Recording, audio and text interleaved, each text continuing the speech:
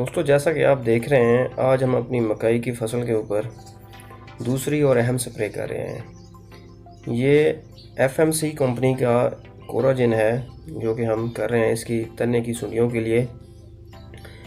और ये हम इस तरह कर रहे हैं कि एक एक जो इसका है खेल है उसके ऊपर हाथ वाली टैंकी से करा रहे हैं। और एक पैक हम कर रहे हैं दरमियानी मकई के ऊपर, और 1.5 पैक जो है वो हम कर रहे हैं जो कुछ बड़ी मकई है उसके ऊपर। ये तकरीबन 1.5 महीने की फसल है और ये हाथ वाली मशीन से कर रहे हैं। और इस तरह कर रहे हैं कि जो पानी है, जहरीला पानी, जो स्प्रे वाला पानी है, वो इसके शगुफ़े के अंदर तक चला जाए।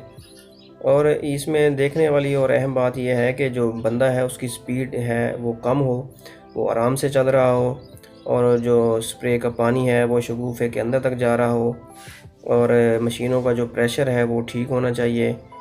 तो ये कुछ हैं बातें याद रखने वाली काम की। तो उम्मीद है कि आपको ये वीडियो पसंद आई होगी। इस फसल के अगले तमाम मराहल की वीडियो देखने के लिए दोस्तों चैनल को सब्सक्राइब कर दें। वीडियो अच्छी लगी हो तो शेयर कर दें, लाइक कर दें।